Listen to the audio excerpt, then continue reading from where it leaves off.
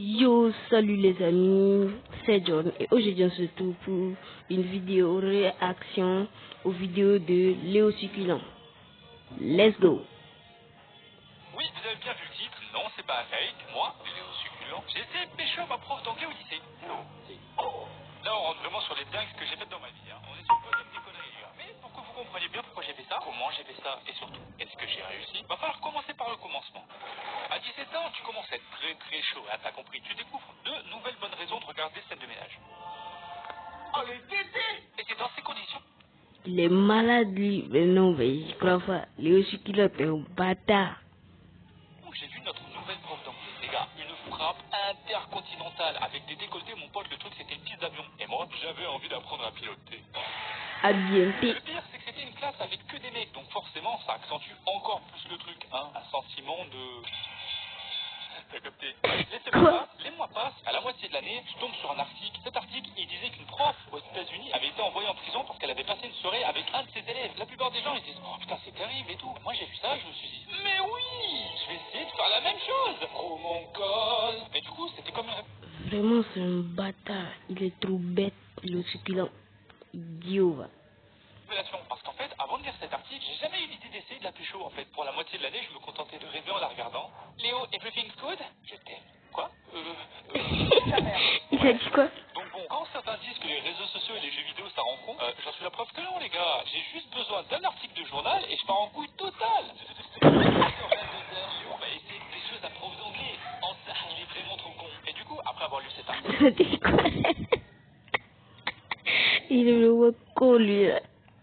Je me suis vraiment dit que j'avais une chance, les gars. Elle avait 39 ans, j'avais 90% de chance qu'elle soit mariée, mais moi je me suis dit, ça passe. En plus, à ce moment-là, j'étais totalement puceau, mais je me suis dit, ça passe. Puceau. Oublie que t'as aucune chance, vas-y fonce. Sur un malentendu, ça peut marcher. Du coup, là, ce que j'ai fait, j'allais marquer un message sur un bout de papier. Je savais pas vraiment quoi mettre, j'allais pas dire pas mal les blés sans même dire bonjour. On est où là? Du coup, j'ai mis la façon dont vous vous comportez. On dirait que vous voulez faire passer un message. Je n'en suis pas indifférent. Et j'ai mis mon numéro de téléphone. Waouh, bravo, j'espère. Ah, il m'allait. Ouais, mais Idiot. moi j'essaye, d'accord. Et en passant près de son bureau, hop, j'ai discrètement fait tomber mon message dans son sac à main. Pour le reste de la journée, je pensais plus qu'à ça. J'avais aucune idée de ce qui allait se passer. Enfin, si, dans le meilleur des cas, j'avais une idée de ce qui pouvait se passer. Mais dans le pire des cas, je me prenais 3 heures de colle et tout laissait se foutre de ma gueule. C'était qui tout double, bordel. Plus la journée se déroulait, plus je commençais à stresser de fou. Ça me prenait la tête ce truc. Et Léo, j'ai pas encore goûté, ça pique vraiment la sauce là? Ah, ça a l'air d'arracher. Ah, vas-y, j'en prends pas. Et là, tout d'un coup, le soir, vers 19h. Le message de la mort. Bonsoir, je suis flatté du compliment. Ça sent bon cette histoire. Dans ma tête, pour moi, c'était bon. Alors, j'étais vraiment en mode. Mon numéro de téléphone, bébé. Oh. N'hésite surtout pas à m'appeler ce soir. C'est notre ami déjà taisé. Depuis que je t'ai vu marcher dans les couloirs.